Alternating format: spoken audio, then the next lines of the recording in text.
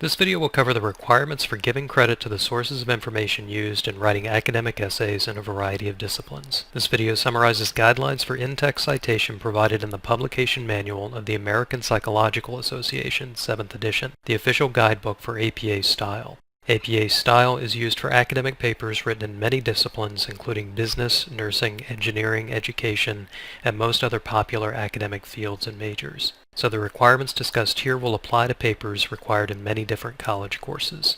Providing proper in-text citation in your academic papers is fundamentally about avoiding plagiarism. If you don't give credit to your sources in the manner that's specified in the APA Publication Manual, it is highly likely that you could commit plagiarism even if you didn't intend to do anything wrong. So suffice it to say, it's really important to get this right. The first thing to know is that any time you use information from any source, you must give credit to the person who wrote that source. And just to be clear, to cite a source means to give credit to the person who wrote that source. APA guidelines require that you give credit to your source in two ways, by providing an in-text citation and by creating a references page. The focus of this video, of course, is on in-text citation. And to keep this video concise, I've detailed the requirements for creating a references page in a separate video, which is also available on my YouTube channel. Another important point is that in general, APA guidelines require writers to paraphrase, not quote, others' work, putting others' ideas into completely different words, and include an in-text citation. So you have to do both things. Put the information into your own words and add an in-text citation, according to the guidelines we're about to cover. In APA style, there are two basic ways to format an in-text citation. Both are acceptable and neither one is preferred. You can use both types of citation in a single paper, or you can just go with one of them. One is called a parenthetical citation, and the other is called a narrative citation.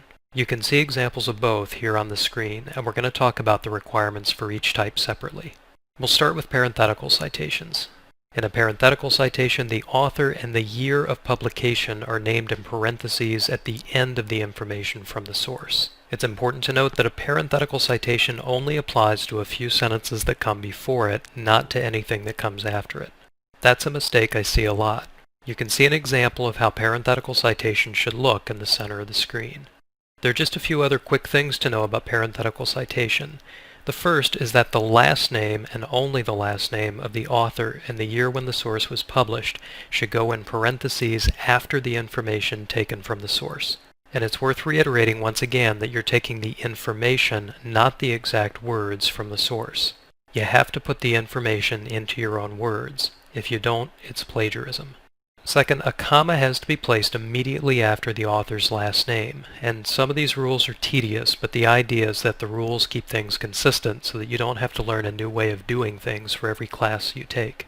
Finally, the ending punctuation goes after the parenthetical citation, not before it. Notice there's no period after the word accidents in the sentence below. The period comes after the parenthetical citation. And that's what you need to know about parenthetical citations. Now we'll talk about narrative citations, and there's even less to know about these. In a narrative citation, the author is named within a sentence where the information from the source is used.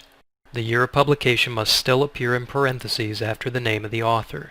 And you've got an example in the center of the screen. That's pretty much all there is to it. There are a few other things to be aware of regardless of whether you're using parenthetical or narrative citations. I'm calling these special cases, but they come up all the time.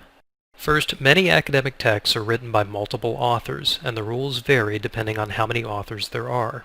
For sources that have two authors, you list both names, and then if you're using a parenthetical citation, you'll place an ampersand between them. That's the little symbol for and if you haven't run across that term before. Or if you're using a narrative citation, you'll place the word and spelled out in between the two names, like you see in the example here. Another thing that comes up a lot is that an academic report or an article will be authored by an organization, not by an individual or a group of individuals. These types of texts are actually increasingly common. These sources generally have no author listed. Instead, the organization is the author.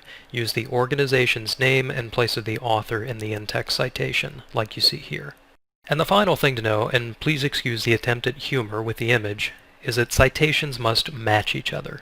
So if you use information from a source in the text of a paper, even if you only use it once, and even if it's just filling in some small, insignificant detail, you must include that source on your references page. And yes, your professors do check this stuff. It's a tough job, but somebody's got to do it, so be nice to your professors.